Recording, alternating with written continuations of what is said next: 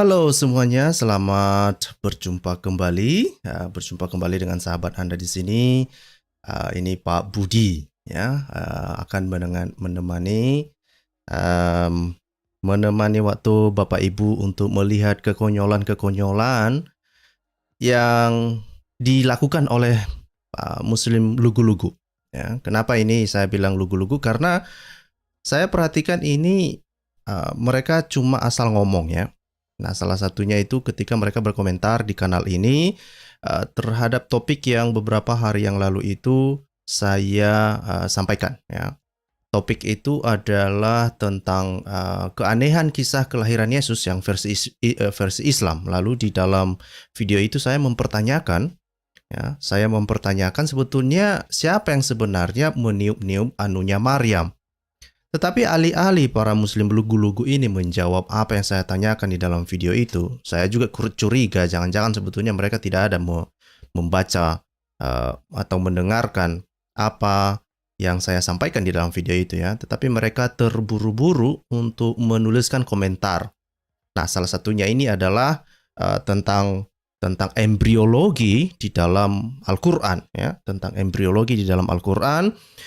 Dia menggunakan argumen-argumen ini sebagai argumen cocok logi dia untuk membuktikan bahwa Al-Qur'an itu benar, itu menurut dia ya. Nah, jadi itulah kenapa topik kita malam ini judulnya itu embriologi menurut Al-Qur'an. Apakah itu masih dipercaya? Siapa yang sebetulnya yang masih percaya dengan teori embriologi ini? Ya tentulah muslim lugu-lugu. Tetapi kenapa itu kepercayaan terhadap embriologi menurut Al-Qur'an ini dipertanyakan? Nah, ini yang akan kita bahas di dalam video ini. Nah, sebelum itu saya akan tunjukkan kepada Bapak Ibu ya, jenis komentar yang dituliskan oleh para muslim lugu-lugu ini. Ya, ini saya akan tunjukkan kepada Bapak Ibu ya. Ini adalah videonya ya. Ini adalah videonya Bapak Ibu kemarin. Coba ya, mana ini? Coba. Ini adalah videonya. Kenapa jadi seperti ini ya? Sebentar. Oke, ini videonya.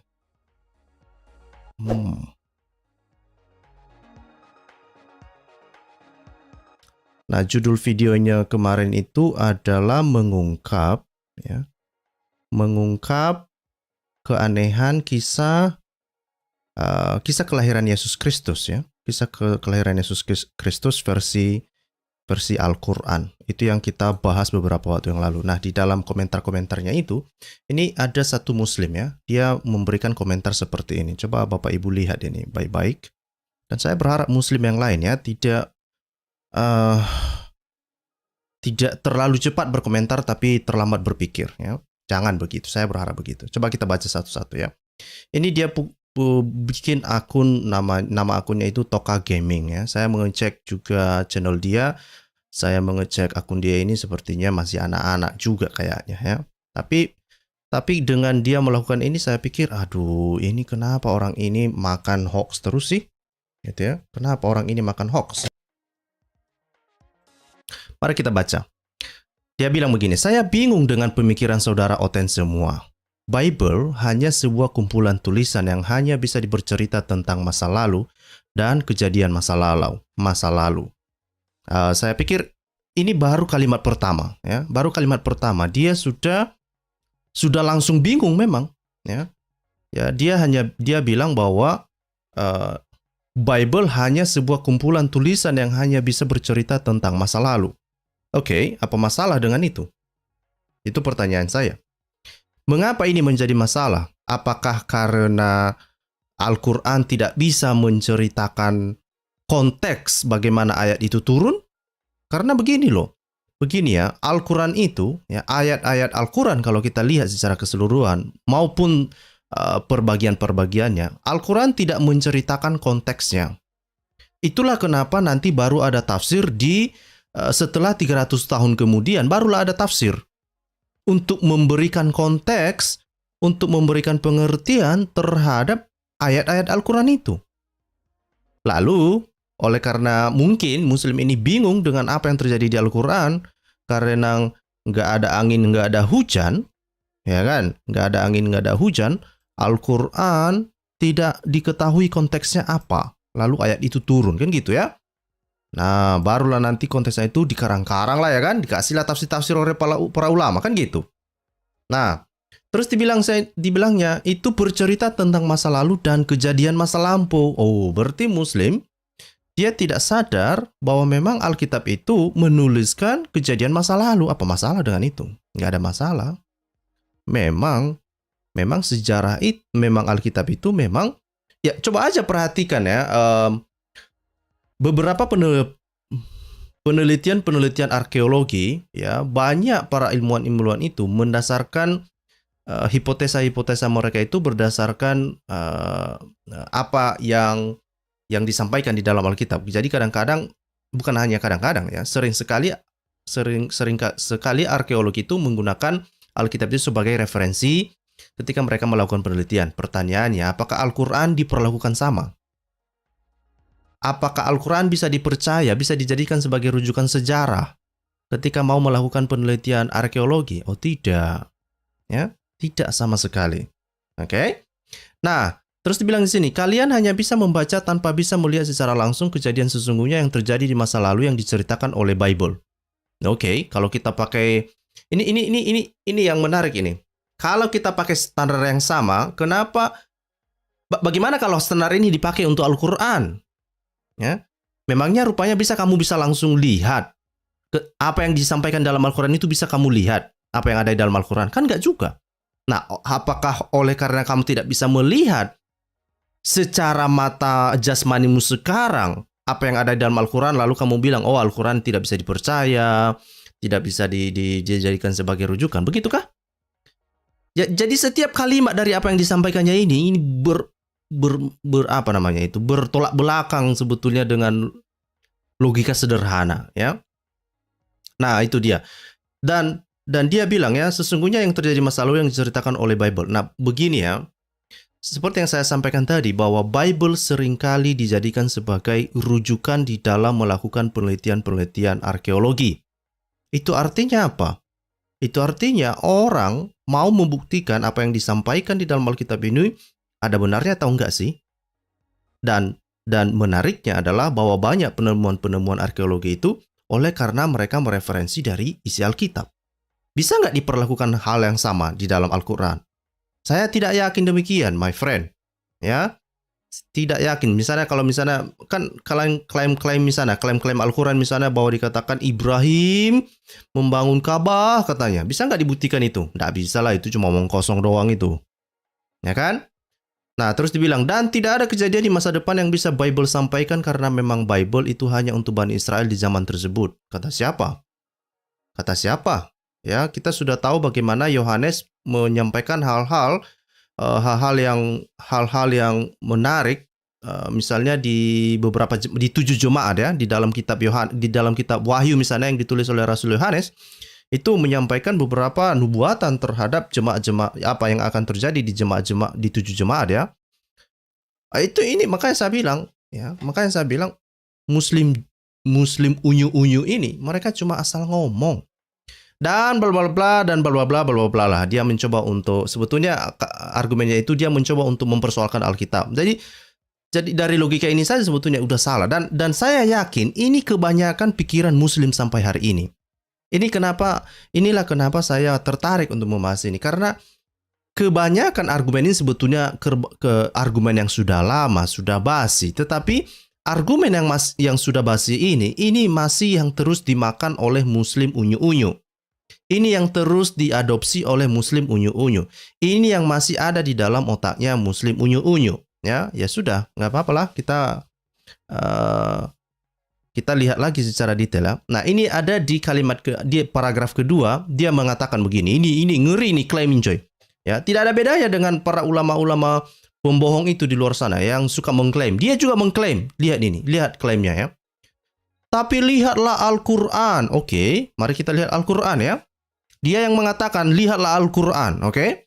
Jangan nanti salahkan saya kalau saya melihat Al-Quran. Kan gitu. Kamu yang bilang. Tapi lihatlah Al-Quran. Sejak Al-Quran mulai diturunkan 14 abad yang lalu, Al-Quran bukan hanya menceritakan tentang masa lalu, atau kejadian masa lampau, melainkan Al-Quran juga menceritakan semua hal kebenaran yang mana yang bisa kalian para manusia buktikan dan lihat dengan mata kepala sendiri kalian saat ini. Ya tunjukkan satu aja lah, ya kan? Lalu dia mau mencoba untuk membuktikan, untuk menguatkan argumennya itu dengan paragraf ketiga. Dia bilang begini. Ini salah satu dibilangnya bahwa Al-Quran itu benar misalnya tentang informasi-informasi mengenai bintang pulsar, penciptaan alam semesta, Big Bang, tumbuhan memiliki suara, proses pembentukan embrio janin manusia di dalam rahim, dan bla bla bla ya, bla bla bla. Dia banyak sekali mengklaim ya. Nah mungkin nanti di lain waktu saya akan membahas bintang pulsar ini yang diklaim oleh Muslim sebagai sains Al-Quran ya. Karena itu juga hanya sebuah propaganda aja. Ini semua kebohongan ini sebuah. Ya, tetapi itu yang tadi saya bilang ya, masa kita biarkan orang-orang Muslim ini percaya sebuah kebohongan yang sebetulnya hanya sekedar propaganda. Juga nanti saya akan mengambil waktu untuk membahas ini tentang penciptaan Big Bang yang diklaim-klaim itu juga ada sebagai bagian dari sains Al-Quran. Nah ini juga ya. Kenapa saya hanya kasihan saja ada Muslim yang percaya bahwa teori Big Bang itu berhubungan dengan apa yang ada dalam Al-Quran. Nah seperti apa sebetulnya yang dikatakan di dalam teori Big Bang dan seperti apa sebetulnya teori penciptaan yang disampaikan oleh Muhammad di dalam Al-Quran. Nah itu nanti ya saya akan menjanjikan waktu untuk membahas itu suatu waktu nanti ya. Kemudian dibilang tumbuhan memiliki suara katanya ya, tumbuhan memiliki suara. Nah, apakah yang dimaksud dengan tumbuhan memiliki suara ini sama seperti yang dibicarakan di dalam Al-Quran dan seperti yang disampaikan oleh para ilmuwan tentang penelitian mereka tentang gelombang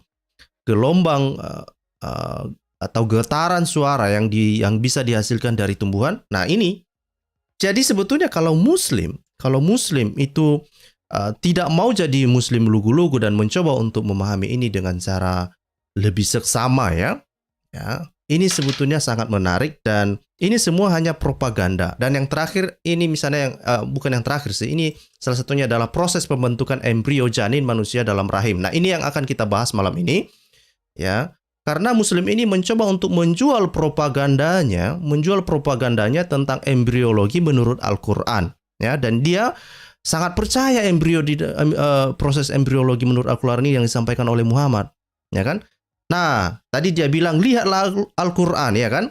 Nah, untuk itu Bapak Ibu, saya langsung merujuk kepada sebuah dokumen. Kita akan melihat nanti, ya, bagaimana embriologi ini menurut Al-Quran. Tetapi sebelum ke sana Bapak Ibu, kita akan melihat dulu ya apa yang disampaikan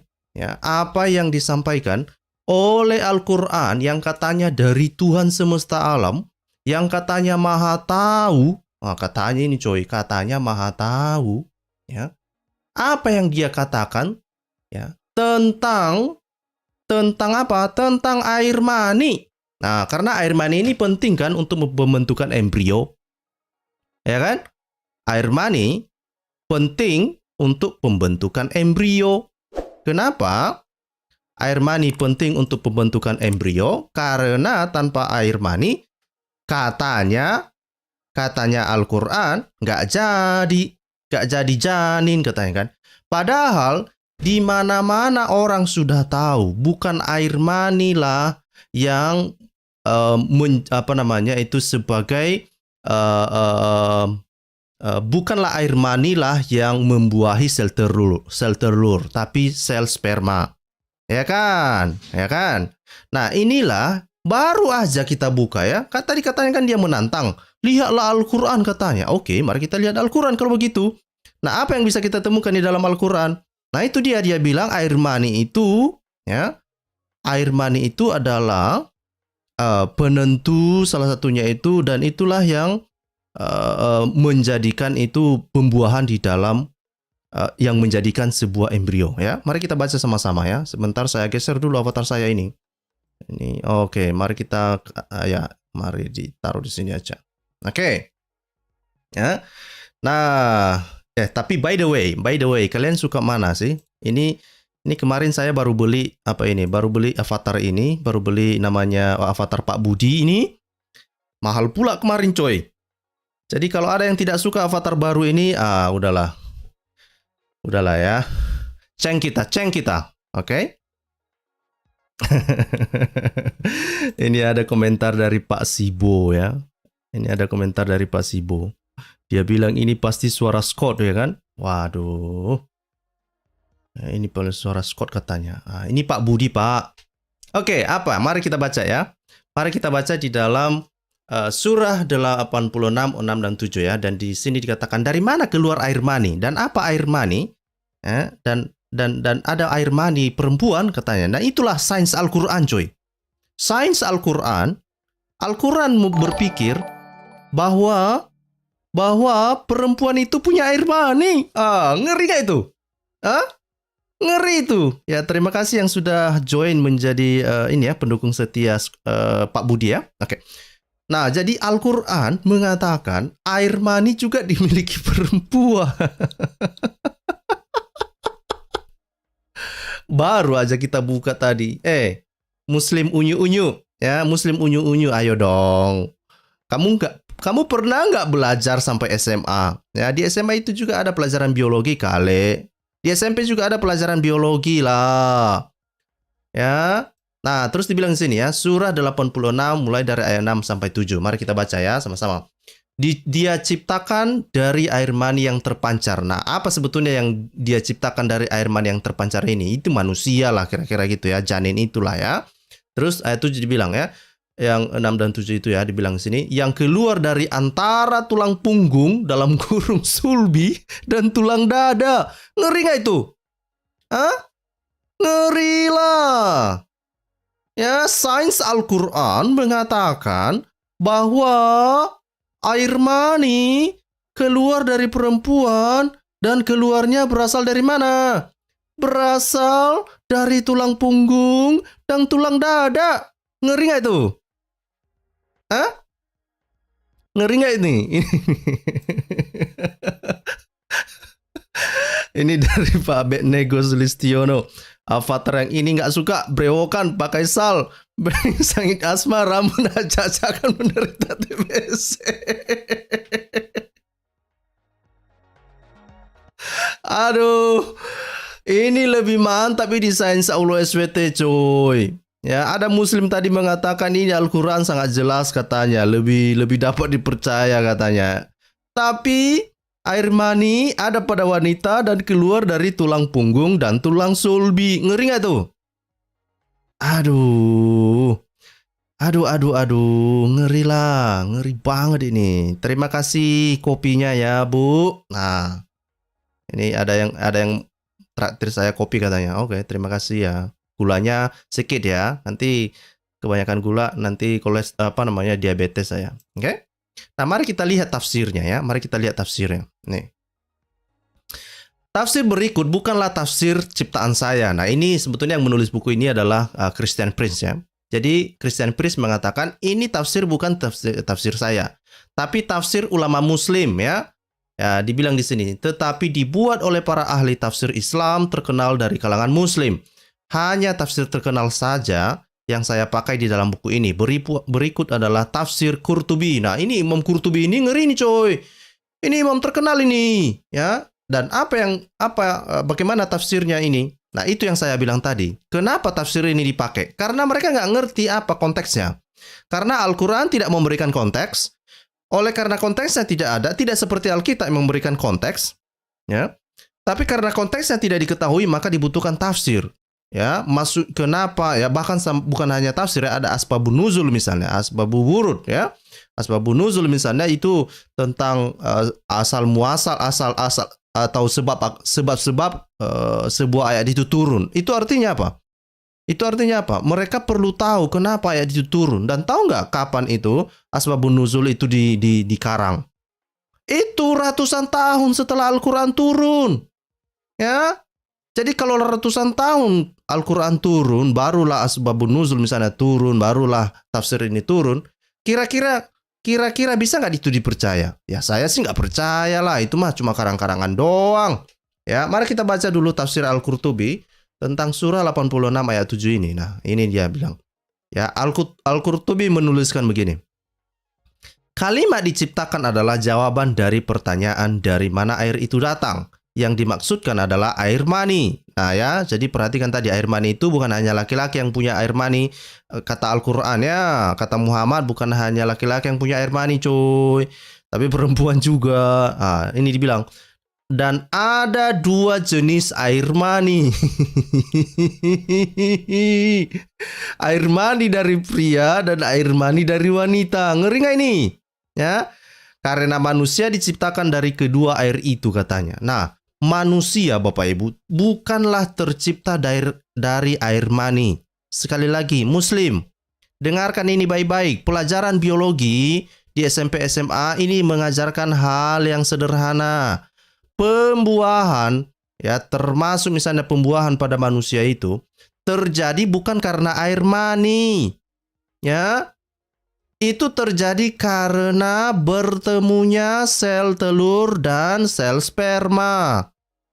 Sederhana itu kok. Sesederhana itu, ya. Jadi sekarang kamu nilai, apakah Allahmu itu, apakah Tuhan yang Maha Tahu atau yang Tuhan Maha Ngarang? Itu dia coy. Ya, apakah Tuhanmu, Tuhan Maha Tahu atau Tuhan Maha Ngarang?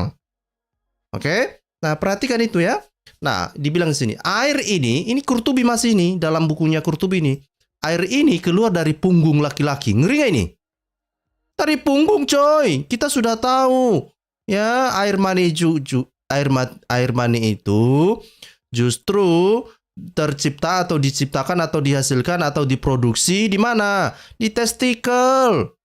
Aduh ya. Aduh. Terus dibilang sini ya. Ibnu Abbas berkata, Al-Tarib letaknya di kalung dada. Ngeri nih coy. Ya, Ta'arib katanya, Ta'arib letaknya di kalung dada, ya. Tulang di atas dada bertemu, letaknya di atas dada wanita, dan dikisahkan oleh Ikrimah ia berkata At-Tarib adalah kaki dan tangan. Ngeri nggak ini?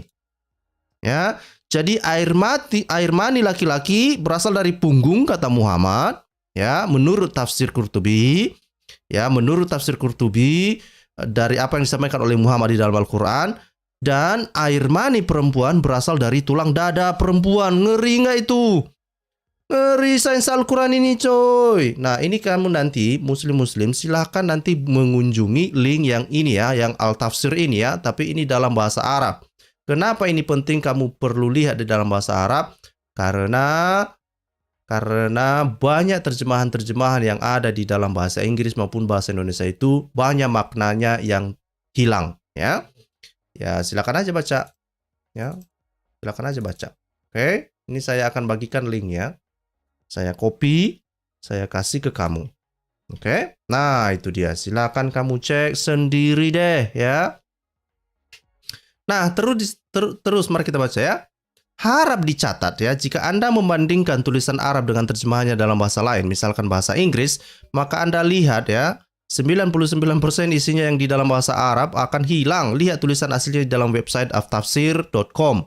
Tentu para penerjemahan dari tafsir Qurtubi ini akan malu menunjukkan kebutuhan Allah mereka, dan mereka akan memilih menutupi hal ini. Ngeri ini coy. Ya. Siapalah yang tidak malu menutupi sains Allah SWT? Ya, dia bilang apa? Air mani dimiliki perempuan dan asalnya dari tulang sulbi, tulang dada, coy. Ngeri ini, coy. Ngeri, coy. Ya. Terus dibilang di sini ya. Misalnya ini yang mereka malu itu keluar dari pinggang untuk laki-laki dan tulang rusuk dada untuk wanita. Ngeri ini, ya. Ini berasal dari tafsir Ibnu Abbas, ya. Ngeri, ya. Nah, ini kalau misalnya kita lihat, apa yang bisa kita lihat dari apa yang mereka sampaikan ini? Ini tafsir para ulama muslim loh cuy, terhadap ayat Al-Quran. Luar biasa bukan? Bahwa pengetahuan berikut keluar dari mulut Allah, ya.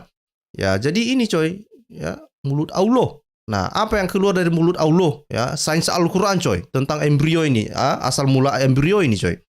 Ada cairan yang terpancar saat orgasme, ya kan? Nah, air tersebut adalah air mani dari laki-laki dan mani dari perempuan, ya.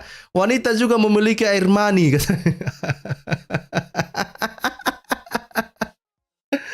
Ya, itu sampai dikasih bahasa Arabnya itu ya, ma'ul marati katanya. Nah, terus dibilang ya, sebetulnya masalahnya adalah Karena kalau saya tonton Christian Priest, dia bilang bahwa itu air mani yang dimaksud di situ sebetulnya di situ adalah spermanya wanita, juga punya sperma, itu masuknya gitu loh ya. Nah, tetapi oke lah kita sebutlah itu air mani. Tapi intinya bahwa bukan air mani, pembuahan itu terjadi bukan karena air mani, tapi bertemunya sel telur dan sel sperma, itu saja ya. Nah, jadi apakah air mani dimiliki wanita? Silakan pikirkan ya kan. Dan bukan hanya itu ya. Keluarnya dari mana? Dari tulang rusuk dada sebelah kanan, sebelah atas, di sekitar tempat kalung biasa dipakai wanita. Nah, jadi kalau Bapak Ibu nanti bertanya-tanya di mana letak air maninya perempuan? Nah, itu di dada, coy. Makanya kalau ada yang sudah suami istri, nah, ya kan? Ketika ada suami istri yang mau memproduksi anak ya, ketika mereka sedang memproduksi anak, hati-hati coy, jangan tekan-tekan ya, jangan tekan-tekan dada istrimu coy, karena di dadanya sebelah atas itu ada air mani coy. Oke, jangan ikuti Muhammad yang pernah memukul Aisyah di bagian dada. Ini Muhammad dia yang bilang bahwa air mani ada di tulang dada, malah Muhammad mukul Aisyah di dada. Coba sampai Aisyah melaporkan dia kesakitan karena dipukuli Muhammad. Aduh, gimana ini? Hah? Gimana ini ya? Terus dibilang di sini ya, air mani laki-laki keluar dari punggung. Ngeri, coy. Hah? Ngeri ini, coy. Ya? Terus dibilang, dan hampir semua tafsir para ahli Al-Quran berkata demikian juga. Nah, inilah yang dibangga-banggakan tadi oleh si Muslim unyu-unyu tadi. Dia mengatakan bahwa Al-Quran lebih jelas. Oke, mari kita lihat kan gitu. Nah, terus dibilang, dari tafsir Qurtubi dicatat bahwa Ikrimah ya, tidak sependapat. Artinya, jadi ada penafsir yang lain, namanya si Ikrimah ya. Dia nggak sependapat dengan apa yang disampaikan oleh para imam kebanyakan itu ya. Menurut Ikrimah, bagian itu adalah at-ta'rib yang berarti tangan dan kaki dari wanita, dan inilah menurutnya yang dimaksudkan oleh Allah SWT. Nah, semakin ngawur lagi coy. Jadi air mani berasal dari tangan dan kaki. Ngeri nggak itu? Ngeri lah. Ya. Kenapa? Karena tidak ada seorang pun walaupun hanya lulus SD atau bahkan mungkin yang tidak lulus TK sekalipun akan percaya ilmu pengetahuan pembuatan bayi yang diturunkan oleh Allah Tuhannya kaum muslim ini. Ya. Nah, kenapa? Di antara para penafsir Al-Quran terkenal, ada satu yang dikenal sebagai ilmuwan muslim bernama Abu Bakar Al-Razi. Ya. Abu Bakar Al-Razi di dalam tafsir yang tulisannya yang diberi judul Al-Kabir pada halaman 118, ia berusaha semampunya untuk membela ayat Al-Quran ini, di mana ia mengatakan bahwa yang dimaksud dengan punggung dari laki-laki adalah otaknya. Ngeri nggak itu ya? Makin ngawur aja orang ini ya. Ia mengatakan bahwa yang dimaksud dengan punggung dari laki-laki adalah otaknya. Ngeri nih. Dan dia berkata bahwa bayi yang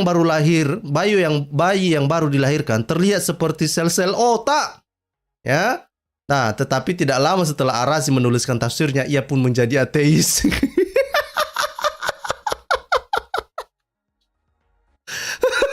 Kurasa setelah capek dia membela Muhammad tentang bagaimana lah ini sains ini kok bisa kayak gini, terbalik dunia ini.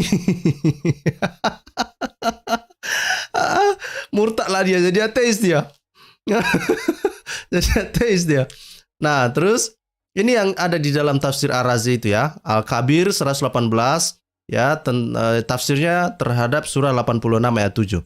Sebaliknya dibilang, sebaliknya sebagian besar bagiannya adalah otak, buktinya bentuknya seperti otak.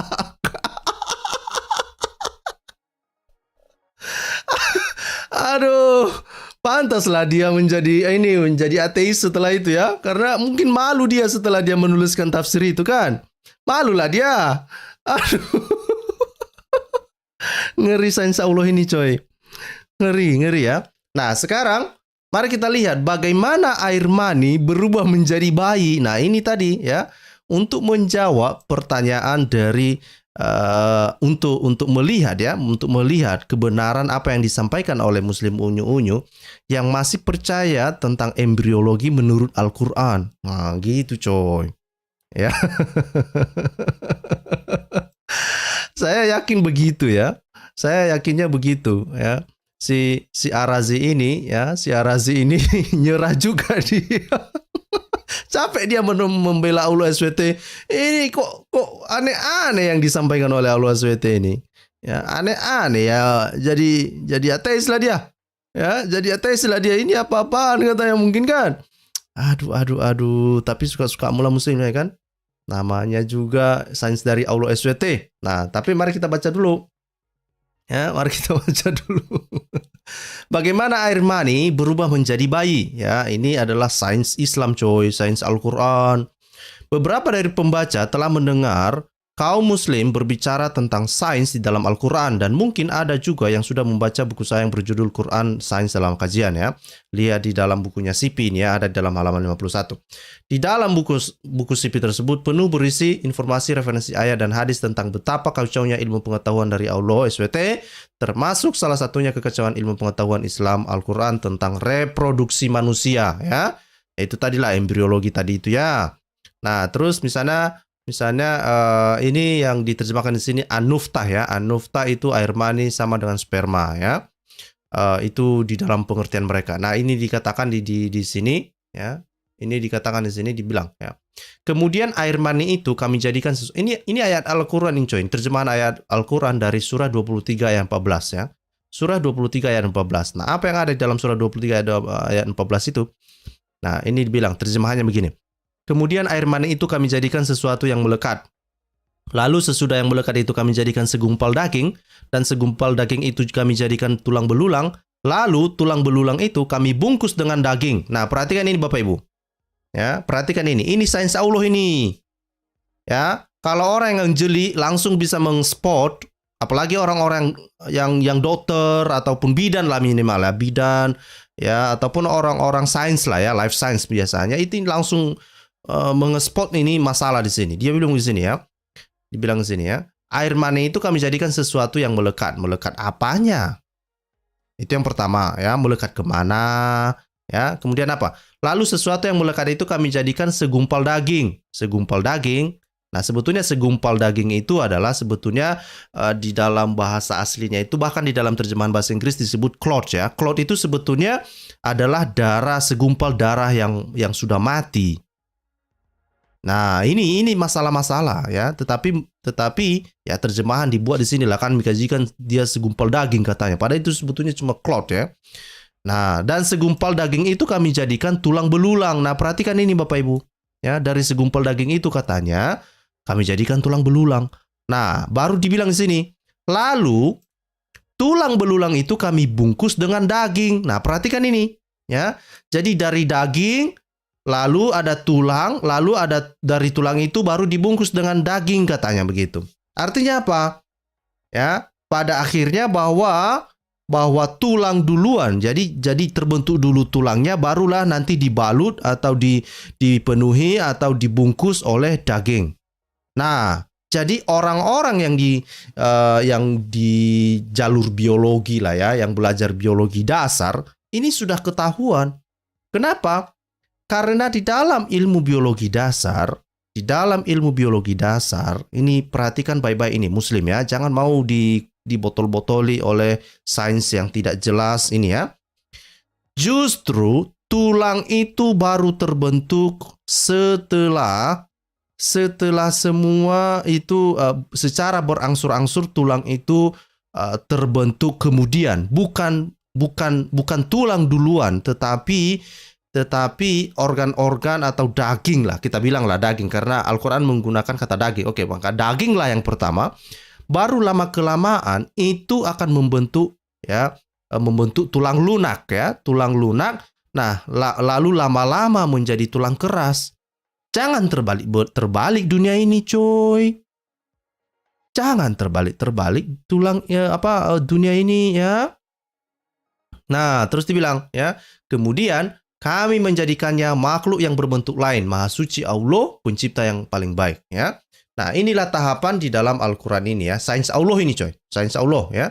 Jadi dari nufta itu dari air mani, baru alakat ya, alakat ini ya. Ini alakat itu tadi yang dibilang itu sesuatu yang melekat, kemudian mudkata, kemudian lahman ya. Jadi mudkata itu semacam daging gitulah ya, baru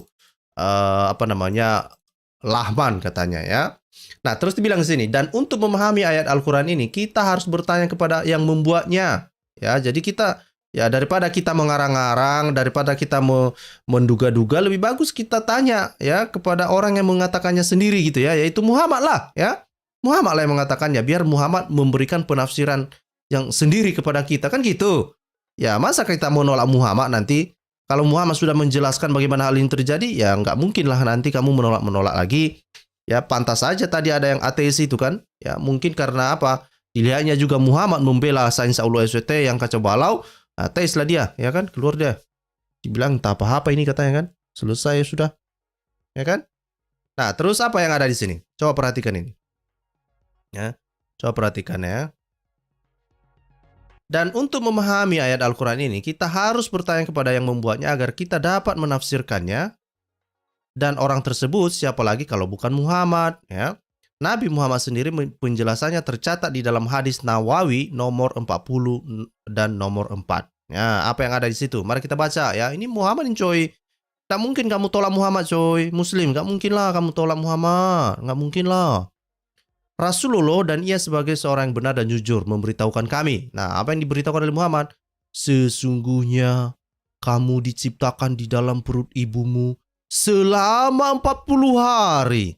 Dalam bentuk setetes air mani, dalam kurung nutfah, lalu ia menjadi darah yang lengket, katanya alakat tadi ya. Selama itu pula 40 hari, lalu kemudian menjadi segumpal daging, ya, mudgata ya, jadi daging tadi. Selama itu dalam kurung 40 hari, lalu dikirimkanlah malaikat untuk menaruh nyawa di dalamnya dan diperintahkan dalam 4 hal ya. Untuk menuliskan rezekinya, ajalnya, amalannya, dan apakah bahagia atau sengsara, maksudnya masuk surga atau neraka ya. Nah, perhatikan ini, kalau sebetulnya sekali lagi kalau orang mengerti ilmu biologi dasar saja di sini sudah bermasalah. Karena Muhammad bilang bahwa misalnya ini tambahan ini ya, tambahan masalah di sini. Dibilang kemudian ia menjadi segumpal daging mudkata selama 40 hari. Nah, coba perhatikan ya. Kalau benar misalnya sperma laki-laki kemudian membuahi atau masuk ke dalam rahimnya inilah ya alat reproduksi perempuan misalnya, itu hanya bertahan sekitar 5 sampai 7 hari kawan. Setelah itu dikeluarkan. Ini pula dibilang 40 hari pula. Nggak ada itu kawan. Ini ngarang ini kawan. Aduh, ngeri inilah. Ngeri lah pokoknya. Hah?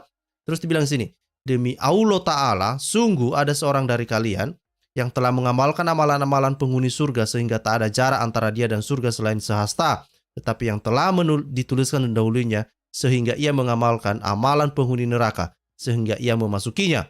Dan sungguh ada seorang yang telah mengamalkan amalan penghuni neraka sehingga tak ada jarak antara dia dan neraka selain sehasta dan sejengkal, tetapi takdir mendahulunya sehingga ia mengamalkan amalan penghuni surga sehingga ia memasukinya. Jadi apa maksudnya ini Bapak Ibu? Jadi selain dari proses terbentuknya janin tadi itu menurut Muhammad, ya ini Muhammad yang menjelaskan ini coy. Dia bilang juga bahwa takdir seseorang itu dituliskan pada masa 40 hari setelah pembuahan itu terjadi di dalam rahim. Ngeri gak itu? Jadi Muslim, takdirmu dituliskan dalam waktu 40 hari coy, katanya Muhammad. Ya, jadi kalaupun ini perhatikan kalimatnya ini ya, dia bilang begini. Ya, bahasa sederhananya sebetulnya ya, sekalipun kamu ini seorang yang sangat baik sekali, sebetulnya perbuatanmu itu layak masuk surga, tetapi karena takdirmu sudah dituliskan masuk neraka, maka kamu wajib masuk neraka. Demikian juga orang yang sebetulnya jahat banget misalnya, yang amal perbuatannya itu banget jahatnya, itu kan sebetulnya udah layak masuk neraka ya. Tetapi ternyata takdirnya enggak demikian, dia justru masuk surga. Kenapa? Karena takdirnya sudah ditentukan sejak 40 hari di dalam kandungan ibunya. Ngeri nggak itu? Ngeri lah cuy. Ngeri nih cuy. Hah? Ngeri nih. Ya. Sains Allah ini. Oke, sains Allah ini. Nah, ini mari kita baca penjelasannya ya, poin per poin ya. Menurut Nabi Islam, kita diciptakan dari setetes sperma yang diam di dalam rahim seorang wanita selama 40 hari. Halo, ya. Tetapi satu tetes sperma mengandung 7 jutaan sel sperma, ya. Jadi tidak semua sel sperma itu akan membuahi sel telur. Tidak, hanya satu sel. Ya, hanya satu sel sperma. Memang ada kasus-kasus tertentu yang abnormal ya, misalnya ketika misalnya bayi kembar misalnya, itu kemungkinan ya dipercaya itu misalnya ada dua sel sperma itu bisa lolos lah kira-kira gitu, makanya bisa kembar ya. Nah itu mungkin salah satu teori yang bisa menjelaskan itu ya, tetapi itu adalah kasus-kasus abnormal ya. Tapi perhatikan ini dibilang ya, Muhammad bilang bahwa sel sperma itu atau air mani itu ya, bisa tinggal di dalam rahim perempuan itu selama 40 hari. Nggak ada itu coy. Kalau itu 40 hari tinggal di dalam rahimnya, itu sudah bau busuk itu. Itu sudah pasti berpenyakit itu. Ya, bawa penyakit itu. Kalau ditahan-tahan yang 40 hari dalam itu, udah bau busuk itu sudah. Ya, udah bau busuk itu sudah. Oke? Nah, tetapi satu tetes sperma mengandung jutaan sel sperma, dan sel sperma akan mati dalam waktu 5-7 hari. Kisah ilmu pengetahuan reproduksi buatan Nabi Muhammad kedengaran seperti kisah Alibaba dan 40 penyamun. Nah, itu dia, itulah makanya ya. Itulah namanya dikatakan, kan gitu. Ya?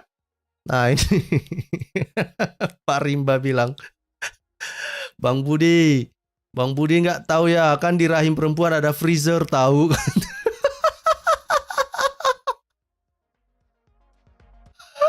Aduh. Ampun.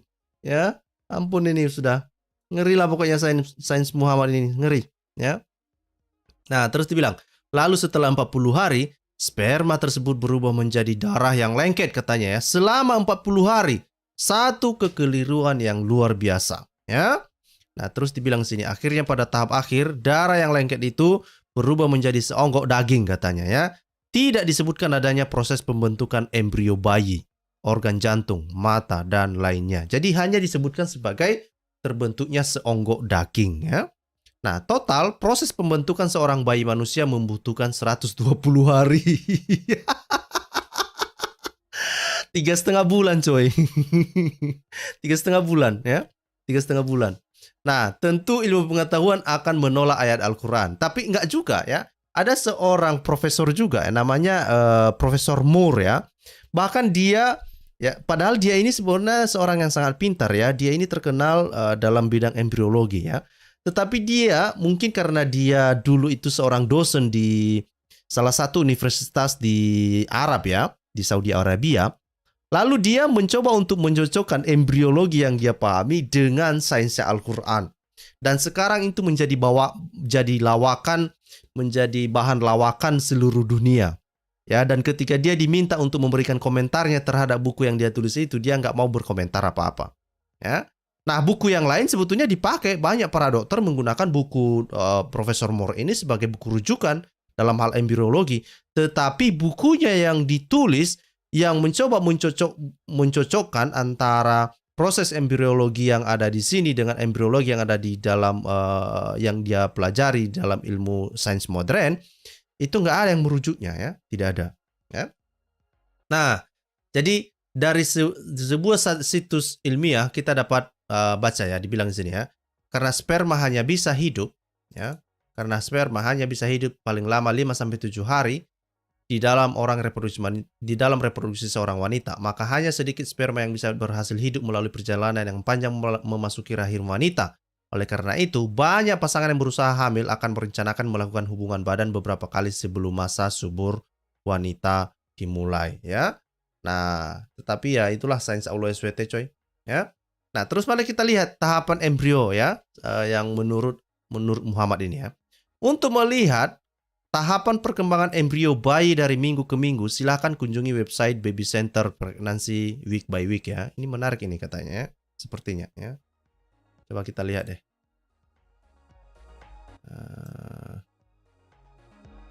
Apa yang ada di sini coba? Oh, ini ya, pregnancy week ya. Oh, inilah tahap-tahapnya ya. Ini adalah trimester pertama, trimester kedua ya. Ini dia ya, 3 weeks ya. Nah, inilah tahap-tahap pembentukan bayi itu ya, coy. Ini dia coy, coy, coy, coy. Inilah pelajari lah ini Muslim. Janganlah nanti kamu dibotolin. Nanti kalau kamu jawab menurut Al-Quran, nanti mana ada yang mau menerima itu hasil kerjaanmu. Aduh, ini begitu jelasnya. Ini ilmu sains modern. Aduh, aduh, aduh. Kita kembali, oke? Nah, jadi dikatakan di sini ya betapa sensornya teori tahapan perkembangan bayi yang diajukan oleh penulis Al-Qur'an tersebut ya. Nah, terus dibilang di sini ya, sebetulnya ini sudah dibahas oleh banyak orang sebetulnya dan ini sebetulnya bukan hanya orang Kristen yang sebetulnya yang mengungkap atau mengangkat isu ini ya. Tetapi bahkan ateis sekalipun sebetulnya mempertanyakan teori-teori yang disampaikan oleh muslim-muslim ini, termasuk salah satunya adalah melakukan cocokmologi ya. Melakukan cocokmologi terhadap apa yang disampaikan oleh Muhammad, yang pada dasarnya sebetulnya mereka mencoba berusaha sangat keras ya untuk membela Muhammad, yang pada akhirnya menjadi bumerang bagi diri mereka sendiri dan hanya menjadi bahan olok-olokan karena memang sama sekali tidak masuk akal, sama sekali tidak nyambung, dan itulah yang bisa kita lihat seperti yang telah kita baca tadi. Dan lucunya itu dari Aulu SWT dan Muhammad, dan bahkan di dalam hadis tadi itu kita bisa lihat ya, Muhammad menjelaskannya lebih lanjut lagi, kemudian juga dilanjutkan oleh para penafsir-penafsir Al-Quran. Jadi ini semua dari sumber-sumber mereka sendiri ya, yang memberikan tafsir-tafsir demikian ya mereka sendiri juga kok, kan gitu ya. Jadi kalau ada muslim yang mau membantah tentang teori itu atau mau membela Muhammad tentang teori yang tadi itu, silakan.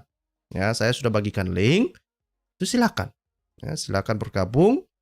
Dan juga kalau ada Bapak Ibu, ya, kalau ada Bapak Ibu ini saya melihat ada Pak Wiwin, ada beberapa bapak-bapak yang lain, ibu-ibu lah terutama. Ibu-ibu, mari kita dengarkan juga suara ibu-ibu, mana tahu ada yang terlewatkan dari sana.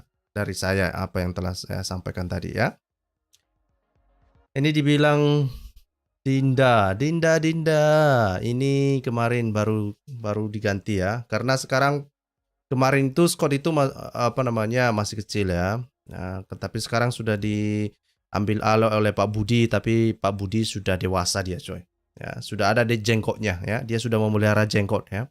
Karena kata Muhammad katanya surga itu ya akan dimiliki oleh mereka yang memelihara jenggotnya katanya, coy. Ya. Nah, jadi pelihara jenggotmu. Gitu dong.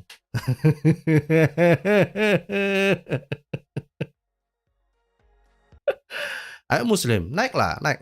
Ini room saya sudah saya sediakan bagimu. Silakan kamu bantah ini. Terutama yang punya komentar tadi ini ya. Ini komentarnya si siapa ini namanya ini? Ya. Terutama yang menuliskan komentar ini, saya kasih kamu kesempatan untuk membela argumenmu yang telah kamu tuliskan di kanal ini. Ya, kamu yang mengatakan bahwa teori pembentukan embrio janin manusia menurut Al-Quran itu dapat dipercaya, kira-kira gitu loh. Ya, ya silakan kamu ini coy, silakan kamu bela coy. Saya menunggumu ini, oke? Saya menunggumu ini, oke? Nah, sambil kita nunggu-nunggu Muslim, kalau ada Bapak Ibu yang berkenan, silahkan bergabung ya. Silahkan bergabung. Coba saya cek dulu komentar deh. Saya cek dulu komentar. Ya. Ini ada tadi nggak ada saya lihat ada